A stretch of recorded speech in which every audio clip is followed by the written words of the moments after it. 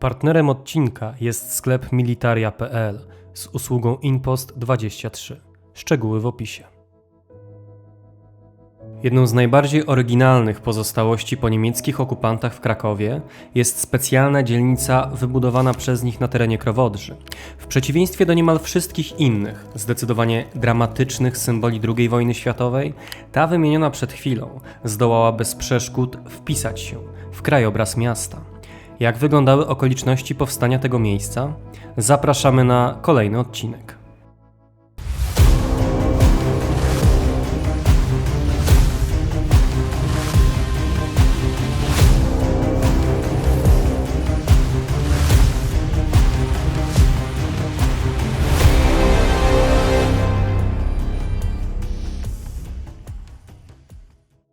Mecenasem dzisiejszego odcinka jest pani Urszula Babiuch. Powstanie niemieckiej dzielnicy mieszkaniowej w Krakowie było ściśle związane z funkcją, jaką miasto pełniło podczas okupacji. W zgodzie ze specjalnym dekretem Adolfa Hitlera w centrum zajętej Rzeczypospolitej 12 października 1939 roku powołano Generalne Gubernatorstwo dla okupowanych ziem polskich. 14 dni później proklamowano jego powstanie, a 4 listopada na stolicę tego tworu wybrano właśnie Kraków. Wynikało to z wielu czynników. Przede wszystkim miasto znajdowało się stosunkowo blisko granicy z III Rzeszą Niemiecką. Ponadto było stosunkowo małe, więc można było je nie tylko łatwo zdominować, ale również osadzić tutaj, zainstalować nowe okupacyjne władze. Kraków liczył przed wojną 260 000 mieszkańców. Stanowił więc dużo bardziej rozsądny wybór aniżeli ponadmilionowa Warszawa. Ponadto Niemcy byli przekonani, że Kraków to w rzeczywistości miasto pragermańskie, Norymberga Wschodu, jak opisywano ją w oficjalnej propagandzie. Wskazywano, że miasto zostało lokowane na prawie niemieckim, najbogatszy patrycjat był złożony z niemieckojęzycznej ludności, dla której dedykowany był również najpiękniejszy kościół w mieście, czyli kościół mariacki, w którym swoje opus magnum stworzył Norymberczyk Veit Stoss, zwany w Polsce Witem. Rzeczywistość była jednak zupełnie inna. Jakkolwiek żywioł niemiecki faktycznie był obecny, a nawet dominujący w średniowiecznym Krakowie, to jednak przez kolejne wieki zdążył się rozmyć w jego strukturze. W konsekwencji więc spośród wszystkich mieszkańców miasta, a przypomnijmy, że Kraków liczył ponad 250 000 mieszkańców, zaledwie 1000 do 2000 deklarowało niemieckie pochodzenie. Było to zbyt mało, aby móc budować na tym gruncie solidną podstawę dla okupacyjnych rządów. Okupantom nie pozostawało więc nic innego, jak sprowadzić do Krakowa tak dużą ilość Niemców, aby przy ich pomocy nie tylko stworzyć, ale następnie rozwijać okupacyjną administrację. Tym samym w zawrotnym tempie zaczęła wzrastać liczba niemieckojęzycznych mieszkańców, by ostatecznie osiągnąć liczbę od 50 do nawet 70 000 osób, włączywszy w to wojskowy garnizon. Fakt ten spowodował, że Niemcy zaczęli stanowić blisko 1/4 ogółu mieszkańców. W pierwszych miesiącach okupacji Niemców w większości dokwaterowywano do polskich mieszkań. Było to jednak działanie doraźne. W pewnym momencie, gdy już tych Niemców było coraz więcej w Krakowie, należało podjąć jakąś stosowną decyzję. Tą decyzją było stworzenie specjalnej dzielnicy, przeznaczonej tylko dla nich. 25 maja 1940 roku okupanci ogłosili powstanie niemieckiej dzielnicy mieszkaniowej, którą zlokalizowano w dzielnicy Krowodrza. Wybór był nieprzypadkowy, okolica tonęła w zieleni, nie brakowało tutaj parków, ogrodów oraz ośrodków sportowych. Jeszcze przed wojną dzielnica cieszyła się największym zainteresowaniem, a ceny za lokale należały do najwyższych w Krakowie. Pierwsze prace nad projektem rozpoczęto w sierpniu 1940 roku, a za jego realizację odpowiadali polscy inżynierowie. Głównym architektem był znany ze swoich gdyńskich inicjatyw inżynier Zbigniew Kupiec. W pracach pomagało mu również kilkunastu innych inżynierów, m.in. Zbigniew Olszakowski oraz Tadeusz Futasewicz. Dzielnicę budowano w zgodzie z programem Licht und Luft, oznaczającej światło i powietrze. Cechą charakterystyczną wszystkich budynków było to, że posiadały one od 3 do 5 kondygnacji. W wyniku prac, których natężenie przypadło na lata 1943-1944, wybudowano około 100 kamienic. Samo otwarcie dzielnicy Nastąpiło 14 lutego 1941 roku, co nazajutrz gromko obwieściła propagandowa prasa. Uroczystość zaszczyciło dwóch najważniejszych oficjeli generalnego gubernatorstwa. Jednym z nich był Józef Bühler, sekretarz stanu i prawa ręka Hansa Franka, a drugą gubernator dystryktu krakowskiego Otto von Wechter. Główną ulicą dzielnicy było przedłużenie ulicy Karmelickiej w kierunku dzisiejszej Królewskiej przed wojną Wybickiego. Jej nazwę zmieniono na Reichsstraße, przez którą od 1940 roku biegła nowa linia tramwajowa w kierunku Bronowic.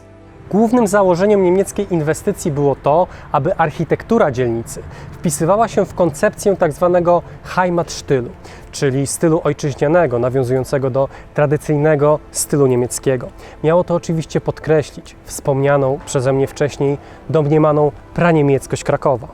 Trzeba zauważyć, że Niemcy bardzo poważnie podeszli do budowania dzielnicy, o czym świadczy fakt, że jakość wykorzystanych materiałów była na bardzo wysokim poziomie. Na szeroką skalę wykorzystano m.in. wapień pinczowski. Możemy go odnaleźć w partiach cokołów, obramieniach okiennych czy w portalach prowadzących do kamienic. Był to kamień bardzo charakterystyczny dla średniowiecznego Krakowa, a jego wykorzystanie było oczywistym odwołaniem do gotyckiej tradycji miasta, co dodatkowo podkreślały takie elementy architektoniczne jak wykusze, przypory czy podcienia. Te ostatnie stanowią do dziś zauważalną, a przy okazji usprawniającą miejski ruch pamiątkę narodowo-socjalistycznej architektury. Podobne przebicia możemy odnaleźć przy ulicy Krakowskiej oraz ulicy Grodzkiej, Józefa Poniatowskiego oraz przy kościele Świętego Idziego i w Pałacu pod Baranami.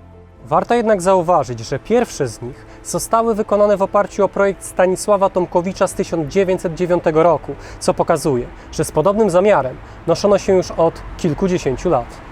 Największą wagę przyłożono do początku ulicy Królewskiej, co wynikało z prostego faktu, że budynki te były tworzone jako pierwsze i przeznaczono na nie największe fundusze. Przy ulicy Królewskiej pod numerami od 17 do 39 wybudowano zespół kilkunastu dwupiętrowych domów o stromych dachach. Ich kompozycja została poprowadzona w taki sposób, że budynki tworzą wewnętrzne dziedzińce, w których dominuje zieleń, co samo w sobie nawiązuje do popularnej tradycji hołardowskich miastogrodów. Równie interesujące są kamienice po drugiej stronie ulicy. Te od strony królewskiej pod numerami 14 do 18 uzyskały okna klatki schodowej, które nawiązywały do modernistycznych okien w typie termometru. Zostały ponadto zamknięte łukiem i obramione kamienną listwą. Jeden z najbardziej interesujących budynków powstał przy ulicy Konarskiego 43. To tutaj możemy odnaleźć duży dom o bardzo szerokich bramach przejazdowych, które podobnie jak w przypadku innych inwestycji zostały zamknięte łukami. Na uwagę zasługują również stosunkowo małe okna i wyjątkowo ciekawy wykusz. Warto również zauważyć, że w dzielnicy niemieckiej, poza budynkami mieszkalnymi, zlokalizowano szereg instytucji regulujących funkcjonowanie generalnego gubernatorstwa. Na pierwszorzędną wzmiankę zasługuje oczywiście budynek Akademii Górniczej, który Niemcy przewidzieli na siedzibę okupacyjnego rządu.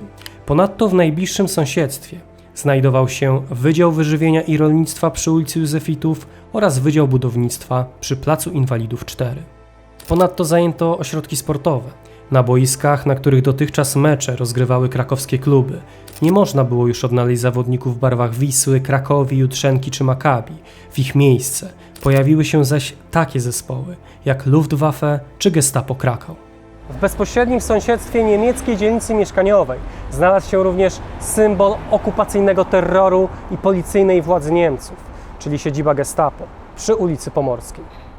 Osobliwą pamiątką po niemieckich mieszkańcach dzielnicy są napisy, które do dzisiaj zachowały się na budynkach. Możemy na nich znaleźć specjalne oznaczenia, strzałki oraz napisy ze skrótem NA, oznaczającego Notausgang, czyli wyjście awaryjne prowadzące do schronów. Pojawienie się napisów nastąpiło latem 1944 roku, czyli wtedy, kiedy Niemcy podjęli realne kroki do obrony miasta przed Sowietami. Samo pojawienie się napisów było również regulowane specjalną instrukcją, która zobowiązywała gospodarzy kamienic do ich namalowania. Warto również zauważyć, że wykorzystana farba posiadała właściwości fluorescencyjne, co było nieocenione po zmroku. Same schrony były bardzo ważnym elementem niemieckiej dzielnicy mieszkaniowej, szczególnie odkąd Kraków stał się celem bombardowań. Niemcy początkowo planowali wybudowanie 60 tego typu obiektów, ale udało im się zrealizować tylko połowę tej liczby.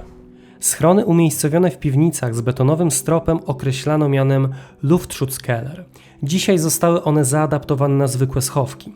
Poza tym Niemcy stworzyli bardziej skomplikowane Luftschanze Deckungsgraben, które zapewniały schronienie przed odłamkami oraz falą uderzeniową powstałą w wyniku eksplozji bomby.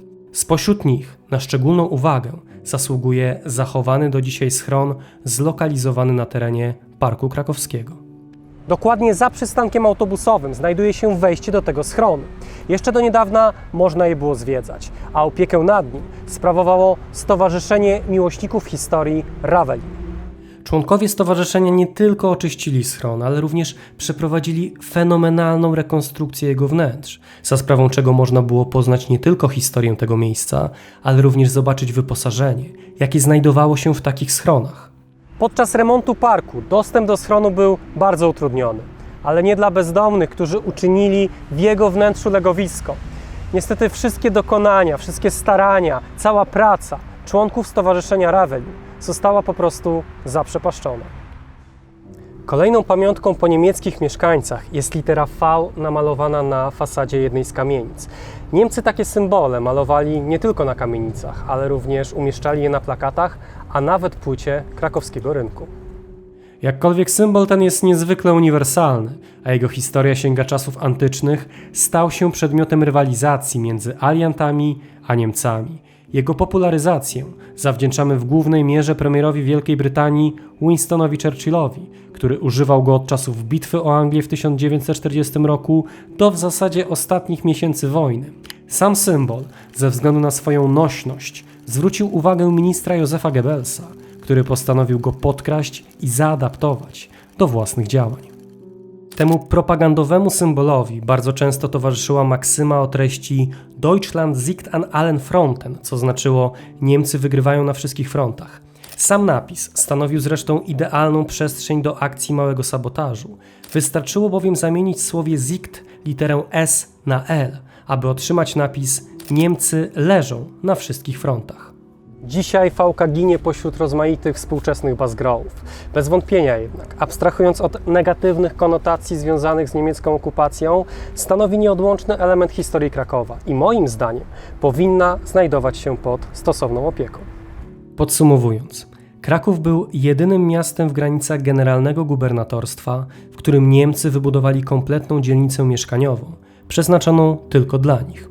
Ponadto sama inwestycja, posiadająca kubaturę około 260 m2, była największą inicjatywą architektoniczną Niemców w mieście. Niemiecka dzielnica mieszkaniowa w Krakowie, jak zdążyłem wspomnieć na samym początku, wymyka się spod ogólnego obrazu II wojny światowej. Jej oryginalność powoduje również, że sama dzielnica wpisuje się w pojęcie tzw. kłopotliwego dziedzictwa, które z jednej strony pragmatycznie adaptujemy na własne potrzeby, a z drugiej strony negujemy, zapominamy o symbolach świadczących o proweniencji danego dziedzictwa. Dziękuję Państwu za uwagę. Do zobaczenia w kolejnym odcinku. W dzisiejszym odcinku pragniemy serdecznie pozdrowić Panie Annę Unruk-Cichoń, Ewę Ogrodnik, Justynę Stopińską i Urszulę Babiuch. A ponadto pragniemy serdecznie pozdrowić panów Radosława Kusmierza, Rudolfa Miczkę, Tomasza Sadurskiego, Adama Kozłowskiego, Damiana Dziedzica, Piotra Sadorskiego, Kamila Kubowa, Huberta Kędziorka, Adriana Flora, użytkownika Dźwiedziu, Krzysztofa Piekarskiego, Huberta Walasa i kanał Good Times, Bad Times oraz Adriana Martynowicza. Ty również możesz mieć wpływ na tworzone przez nas materiały. Dołącz do nas już dziś na platformie Patronite. Zachęcamy do obserwowania naszych pozostałych mediów społecznościowych, na których znajdziecie wiele dodatkowych treści, ciekawostek, zapowiedzi odcinków i materiałów zza kulis.